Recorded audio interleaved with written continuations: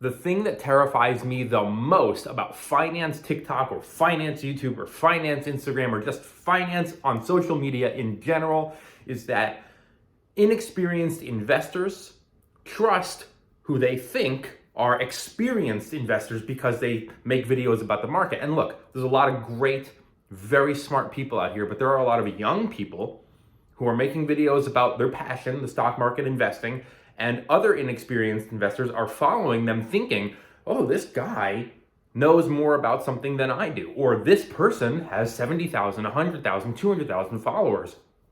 Instant trust. Hold on. A lot of these young investors on apps like TikTok and whatever were bragging in January of 2023, so the beginning of this year, that they were selling their investments because a recession was coming and they knew it and they could feel it and the signs and the indicators and the media, and it was all there. All the signs of a surefire recession were coming, and so they were going to be smart with their money. They were going to sell their stocks, they were going to sell their investments, many of which were high quality, by the way. S&P 500 index funds. High quality, large cap dividend stocks, tech, growth. Good quality investments that, because of their age, early 20s, these creators, were getting in at a price where 20, 30 years from now, they would look back and go, that's right, I bought Apple when it was 150. And not think a year later, oh, it could be 120, it could be 180, 190, 200, doesn't matter. When you're picking long-term investments for the long term, 1 year to the next doesn't matter. You could buy an S&P 500 index fund in your first year a recession comes, and it could be down 15%. Doesn't matter. You're not buying these for a week or a month or a year. You're buying them for the next 20 or 30 or 40 years if you start really early. That's why you're buying these investments. And missing out on all that compounding and starting a position at a very low price, which it might not seem low now, but let me tell you, 20 years from now, you're going to be looking back and you might not even remember what you bought it for. You're just going to be glad you bought it. And now all these content creators are coming out on social media and they're saying, I'm selling everything because the recession is coming. And you can look at the markets right now. S&P 500 index fund up 20%. Apple, Amazon, Tesla, Nvidia up 50%, 200%. Some stocks up 300%. And if you're not comfortable picking individual stocks, even some just regular good old-fashioned index funds are up 30% this year, some tech-heavy ones. But they missed out on that because they were sure a recession is coming, and it shows you their inexperience and their short-sightedness. It doesn't matter if a recession is coming or not.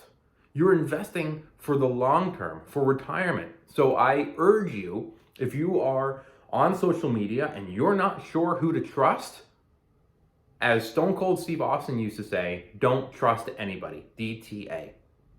Learn and teach yourself how to do it. So in the description below, you're going to find some links. One of them is going to be to my website. One is going to maybe be to a Linktree that has an Amazon storefront in it with some books that I recommend. I taught myself everything.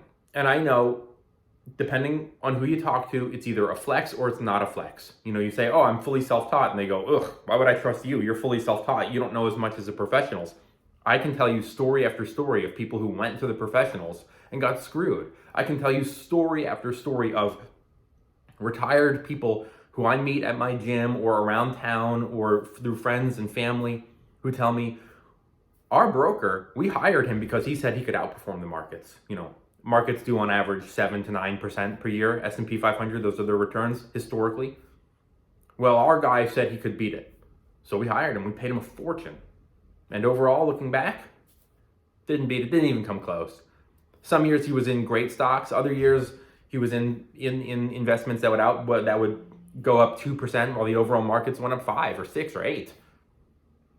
And yet, at no point does that very savvy, wealthy, career professional, lawyer, doctor, surgeon, politician, whoever, think, hey, maybe we should fire this guy.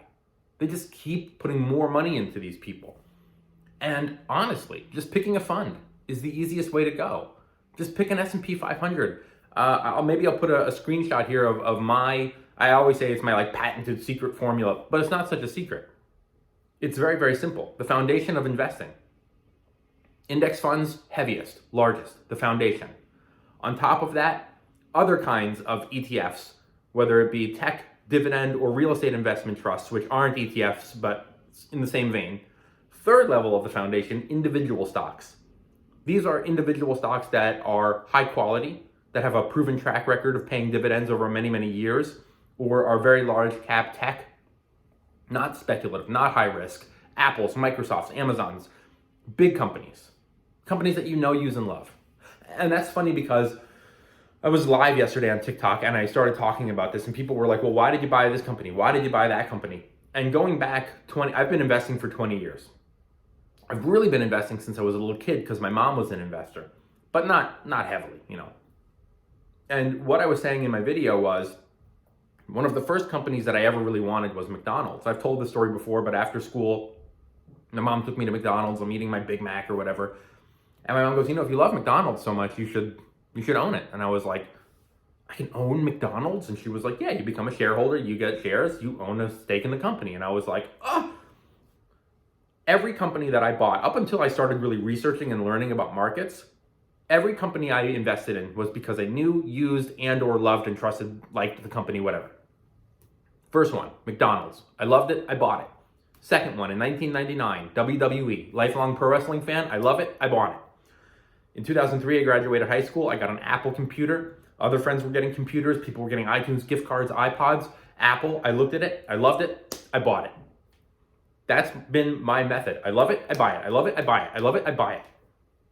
Even as I got a little bit older, Facebook. I was a huge Facebook fan many years ago. I don't use it anymore, but I loved it. So I bought it. Same with Tesla. I didn't own a Tesla, but I loved what the company was doing. I bought it. Over and over and over, the companies that have done the best for me are companies that I knew, used, and loved, or trusted, or liked, or thought were good. And it doesn't always mean that it's going to be. You can have a Peloton and think, oh, I love Peloton. But it's a new company, it's relatively unproven, it's a very niche luxury product. So yeah, there are people who come out and they go, oh, I love this company, I love this app. That's why it's important to do your own research. And that's one of the links you're gonna find down here in the description. I've been making these templates lately, or guides. And I've been making them and I'm pushing them out as hard as I can because it's really popular right now on social media to sell templates, budgeting guides, templates on other things. And honestly, I get it. I get the hustle. I appreciate the hustle, especially if there's a creator that you like and you want to support. You can go and buy their template for $5 or $10. Hey, you know, great. Support the people you like. But there are other people who are just out there trying to profit off of you, and I'm not about that. I've never been about that. So my templates, totally free on my website. I have 2 right now. I might add more later. Well, one isn't a template, one's a guide, but it's a full guide. People will always write me and say, hey, where do I start? Or they'll say, hey, what website were you using? Or where did you find that statistic? Or where did you find that? So that's on my website under my free resource guide. If you're watching this video on your phone and you're on kennethstuna.com, which is my website, the menu's probably down here somewhere. If you're on your computer, the menu's up here somewhere. I've had boomers write me and say, where's your menu? I can't find your menu. It's the 3 bars. Click on the menu, a tab will open, and you will see 2 free resources or templates. One is the Do Your Own Research guide, and one is the Do Your Own Research template. I use it all the time. So I've structured the template to look a specific way for you. It's got 2 little spreadsheety looking things on the template. So you can make your own stock fight videos, because I've had people write me and say, hey, I can't decide between this company and this one. And they're in the same sector, the same niche, the same whatever. But I can't decide this one or that one. And I will make a video and I'll say, well, here you go. And I'll break it down and I'll say, now you have all the information on the screen. You decide. You have to make the decision. I can't make it for you. I'm not your financial advisor. So I was like, hey, why don't I just put this template? Someone DM'd me the other day and was like, what do you think this one and that one? And I was out. I was busy. I didn't have the time to make them a video. And I said, man, I should just put the template on my website. So there it is. The template is free. The Do Your Own Research guide is free to find all the websites you need. I can't hammer this home enough. Please be careful with who you trust. All these inexperienced new investors who are in their 20s, early 20s, making videos, trying to scare you, get clicks, whatever. Unintentionally, I am positive that some people saw those videos and said, well, if he's out, I'm out. Well, if she's out, I'm out. Well, if they're out, I'm out. And look at the gains that they missed out on this year. And look, they might have been right. There could have been a recession, and they would have come on and said, oh, I was right, I predicted it, and everyone would have been like, oh my God, a genius. Again, I gotta hammer this home. It doesn't matter year to year. We are thinking the next 20 to 30. All right, so thanks for watching. Hit the bell, hit the subscribe. If you thought this video was helpful, leave a comment. Thanks for watching. Have a good day.